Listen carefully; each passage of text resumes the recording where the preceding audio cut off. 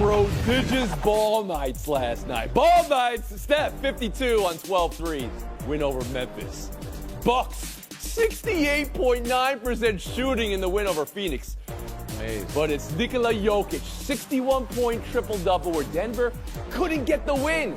Gave it away in overtime, too. Does a loss 86, a 61-point triple-double? I'll ask around the horn. No. Come on, Russ.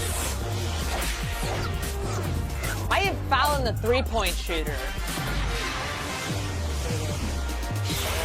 Nuggets Timberwolves last night had a back-and-forth April Fool's type of night. Nearly 24 lead changes. Jokić clutch shots at the end of regulation, at the end of overtime one, pouring in points to the tune of a 61-10-10 triple-double. However, here's how it gets decided. Westbrook, final 20 seconds, he's going to love to forget. Missed free throw. He had the steal, but missed the layup. And then the SMH of all, the foul on the final shot to burgle defeat from the jaws of victory. Game one in the line by NAW. There's been 3 60-point triple-doubles now in NBA history. This is the first one to come in a loss. And the Nuggets also over whenever Jokić breaks 50. So that's one of many absurdities last night. Steph Curry, he curried 52 on 12 threes. The Bucks, they had a game where they shot 69% for the entire 48 minutes, somehow only won by 10. But that was the highest field goal percentage for a team in 28 years. So whose ball night was biggest of all? Around the horn, Frank Isola. It was a great night for the NBA. We've seen Steph do this before. It's not like we see the Milwaukee Bucks shoot that well. I'm going to go with Nikola Jokić, the game that he had. That's the most points ever in a triple-double. Now, granted, Harden just hit it in regulation. Luka needed overtime. Jokić needed double overtime. But remember, he didn't have Jamal Murray. He didn't have Michael Porter Jr. He's missing 2 starters. He played 53 minutes for all you minutes police out there. And Courtney mentioned it before. They win the game. They have the ball up 1 when Westbrook, and with 10 seconds to go, Westbrook misses a layup. Then he commits the foul. So I'm not going to put that on Nikola Jokić. To me, this tells you why he is the best player in the world. Probably not going to win the MVP. That's for Shai Gilgeous-Alexander. But Nikola Jokić, that is an incredible performance last night. Shorthanded. And still counts even in a loss. I know sometimes you guys say, he didn't win the game. That one. Cordy Cronin, around the horn to you. I know Frank said that we see Steph Curry do this a lot. He's the greatest shooter of all time. There's no debating that. But what it meant last night and how massive of a win that was for the Golden State Warriors. They now have sole possession of 5th place in the Western Conference. They're trying to stay out of play-in territory, and they're playing like it right now because Steph is already in playoff form. Shot 8 threes in the first half, had over 30 points by the break. And to watch him do this, to watch the three guys that you expect to show up in those moments, whether it's Stephen Curry, and not just doing it on the offensive end, 10 rebounds, 5 steals in this game, and then Jimmy Butler. Steph and Jimmy combining for 20 of 20 from the free throw line. Draymond Green throwing in a triple-double there, too. It's really cool to watch Steph do this, but also without 2 of their role players. No GP2, no Jonathan Kuminga, and watching this team clicking on all cylinders right now down the stretch. More impressive than a big credit to Steph Curry for that. Double because Steph did it without Kuminga in the lineup. Harry Lyles Jr. around the horn to you. Yeah, Tony, when we usually have 2 massive performances like this, I am willing to have the tiebreaker be, well, which guy won his game.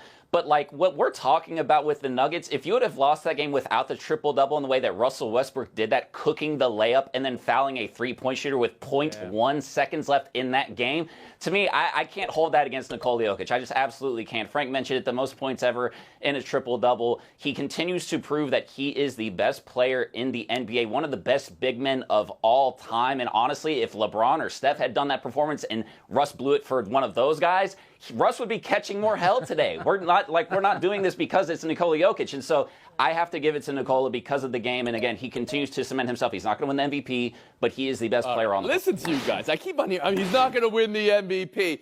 Come out, make a stand saying, I would vote for Nikola Jokić. I would vote over SGA. Frank, where are you voting? I do have a vote. Can I wait until the end of the season before I decide? Of course you can. You can also get a mute right now. Mina Kimes around the horn to you.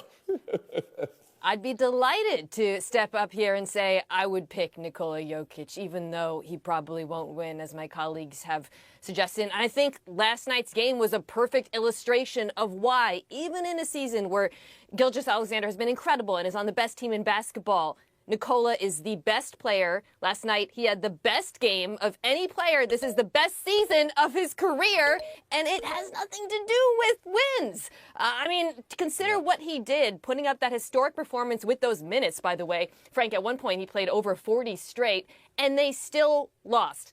If that's not an illustration of why wins aren't the sole determinant here, I don't know what is. And by the way, to boot, he was pretty dang kind about Russ when he was asked about his mistake at the end. So he's a great teammate as well. I just think this is such a dominant performance, such a dominant season, and we need to appreciate Frank, let me ask you. Nuggets are Yeah. over whenever he scores 50 or more. Does that mean anything to you? No, it doesn't, especially last night. That's a win that they have to have. And, you love Russell Westbrook, his competitive fire. You want to hear him talk after the game, but I get it. He was probably sick to his stomach. One thing about Memphis, how about them making a coaching change? They hired Tomas Izalo, no relation to me. His first 3 games out of the blocks are the Lakers, the Celtics, and the Warriors. Taylor Jenkins got fired. They didn't do this guy any favors either. You just wanted to say your name. All right, I see what you're doing there. Okay. You wanted Russ to talk last night. Why don't you just wait till the end of the season for Russ to talk? Wouldn't that be a nice time to do it? I'm not letting you off the hook with it. We'll move on. NHL last night. You know what we're talking about. Love that far side. Carlson steps in, looking for the deflection. Score! Yes! Alex There it is. Ovechkin, 4 tallies to hockey immortality. Yep, 4 away from breaking, 3 away from tying the unbreakable Wayne Gretzky record. 8 regular season games left. Never mind that the Caps are going to, hopefully for them, make a long run in the playoffs. And if Ovi scores there, it wouldn't count towards the record. That's just funny. But Ovechkin's pace right now plays out perfectly that he could break Gretzky in the second to last or last game of this season.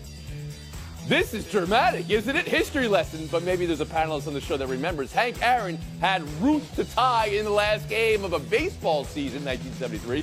Didn't get it. Had to wait a long winter, do it the following year. So, Harry Lyles, around the horn to you. Are you sensing pressure here for Ovechkin to get it done before the end of the season, or is it all glory? There's pressure in the sense that anytime any player in any sport is up for a record, it always seems like it takes a little bit more to get there. And then finally, once it happens, that pressure is relieved and they can go back to playing like themselves. But to me, the only pressure here, I'm sure, is sort of felt by the NHL. Like, they would love to be able to dress this up. He has a clean break of the record going into the postseason, and then they make their own run, as opposed to, I don't know, we wait and do this until October when all sports are going on and it sort of gets buried in the news cycle. So yeah. I think there's pressure from that standpoint. I don't think Ovi's particularly worried about that. I do think it would help him to have a clean break, carry that momentum into the postseason, and make a run. Times around the horn of you. Yeah, I think it's worth sort of addressing the fact, or taking a step back to note the fact that there's not pressure is in and of itself remarkable, because he is 39 and we expect him to continue playing at this level. So it's not like, oh my God, he's got to get this done. He's going to come back next season, and if he doesn't get it done now, he will get it done then. That said, it does add a level of intrigue and excitement to the end of the season. The pace that he's on, scoring 2 goals